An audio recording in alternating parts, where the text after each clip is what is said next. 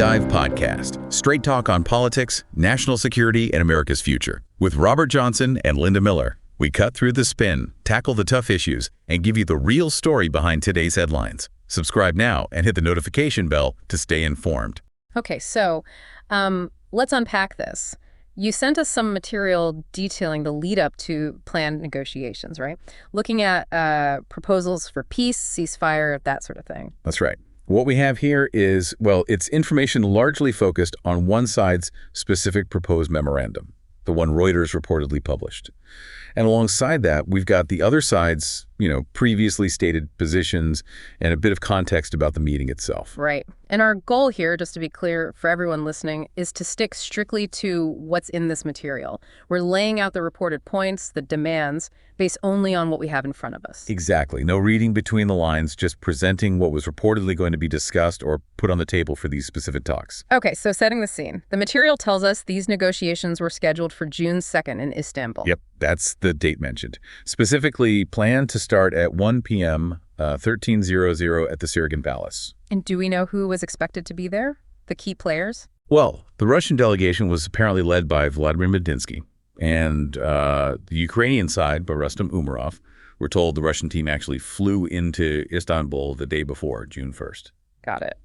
And the overall purpose, as laid out here, was to discuss these draft memorandums, these plans for a ceasefire and a settlement. Right. And it sounds like one side's document, the Ukrainian one, was reportedly made public beforehand, but the Russian one, well, that was expected to be presented during the meeting. Okay, let's dive into that reported Ukrainian memorandum then, the one that was apparently published in full. Your sources kind of break it down. They do. It seems it had about 5 main parts or paragraphs, covered things like core principles, the next steps like getting agreement on a ceasefire and a leaders meeting, then the ceasefire itself, some confidence building measures, and finally that meeting between the leaders. So what were those core principles? What's the foundation here according to the document?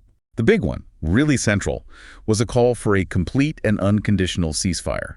That means air, land, and sea. No fighting. And this was presented as like step 1. A prerequisite before real peace talks could happen. Unconditional ceasefire. And how long was it supposed to last? The sources say a minimum of 30 days, but with the option to extend it. And the monitoring aspect is interesting, too. Oh, how so? It reportedly said monitoring would be under the leadership of the United States with the participation of third countries. Okay. Confidence-building measures were also in there. Any specific examples mentioned? Yes. The exchange of prisoners. The phrase used was apparently all for all. One source also added the return of Ukrainian children who had reportedly been moved into Russian-controlled areas. No, this is where it gets really interesting, I think. The future status of Ukraine. The document apparently took a clear stance against neutrality. Yeah, that's quite striking. It reportedly stated quite clearly that Ukraine refused to maintain neutrality. It kept the door open for joining the EU and said joining NATO, well, that depends on consensus within the alliance. So definitely not neutral status. And what about Ukraine's own military? Any conditions or limitations mentioned? Quite the opposite, actually. The document reportedly insisted there cannot be imposed limitations on the size, deployment, or other parameters of the armed forces of Ukraine. Wow. Okay. And it also mentioned no limits on deploying troops from friendly foreign states on Ukrainian territory. Right. Let's talk about territories. That's always a huge sticking point. What did the reported Ukrainian memo say about the areas under Russian control since, 2014? Well, it stated that the international community wouldn't recognize Russian control over those territories. That's point 1. Okay. And point 2, it defined the current line of contact where the fighting is now as the starting point for any negotiations about territory. And when would those talks happen? Was there a sequence? Yes. According to this reported memo, territorial issues would only be discussed after that full and unconditional ceasefire was properly in place and holding. Gotcha. Shifting now to the economics. What did the document propose regarding sanctions against Russia? It suggested a partial phased lifting of sanctions, so not all at once, and crucially, with the possibility of snapping them back on if needed. Okay, partial phased lifting. And what about all those frozen Russian assets we hear about? The proposal outlined here was that those assets would either be used for reconstruction or remain frozen until reparations are paid, so linking them directly to rebuilding or compensation. And the document also apparently listed topics for a potential high-level meeting between Ukrainian President Zelensky and Russian President Putin. To sort of finalize things, what kind of topics were on that list? Yeah, to agree on the key parts of a final settlement. The list included a permanent end to hostilities, how to monitor the truce, sanctions for violations, security guarantees for Ukraine, those big territorial issues, economic matters, compensation, reconstruction, responsibility for breaking agreements, and then finally concluding an actual peace treaty. Quite a list. Okay, so that's a pretty detailed look at what Ukraine reportedly planned to discuss. Now let's look at the other side. The material also reminds us of demands Russia had already put forward before these talks were scheduled. How did those line up? Well, this is where you see some pretty significant differences, as the sources themselves point out. For instance, Russian Foreign Minister Lavrov had publicly said Russia would bring up Ukraine's need for a neutral, non-aligned, non-nuclear status. Which is the direct opposite of what the Ukrainian memo reportedly said about rejecting neutrality. Exactly. Complete contrast there. And Lavrov also mentioned canceling laws in Ukraine that Russia viewed as discriminatory towards the Russian language. And didn't Russian President Putin mention other conditions last summer? The sources recall those too, right? Yes. Those included the withdrawal of all Ukrainian forces from the territories of DNR, LNR, Kherson, and Zaporizhia regions, and demanding international recognition of those regions, plus Crimea and Sevastopol as Russian territory. Again, a very different starting point compared to the Ukrainian proposal about the current line of contact and non-recognition. A completely different framework for starting territorial talks, yeah. Were there other key Russian demands listed?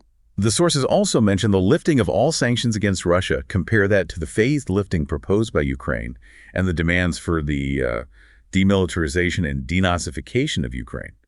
The specifics of those last two aren't detailed here, but they were listed as demands. And remember, the frozen assets. Right. Ukraine proposed using them for reconstruction or keeping them frozen. Well, the Russian position noted here is that any move by the West to use those assets would be considered theft. So another major point of disagreement. And wasn't there a more recent condition mentioned? Something from Russia's UN representative about a ceasefire? Yes, apparently on May 30th, just before these talks were planned, the representative reportedly said Russia was ready to discuss a ceasefire. But, and there's a big but, only if Kyiv took reciprocal steps. Specifically, stopping the flow of military aid from Western countries. So, making the ceasefire conditional on stopping military aid? That wasn't in the reported Ukrainian plan for an unconditional ceasefire. Precisely. Another condition added into the mix from the Russian side, according to these reports. So when you lay it all out like this, based purely on the information we have here, you really see the complexity.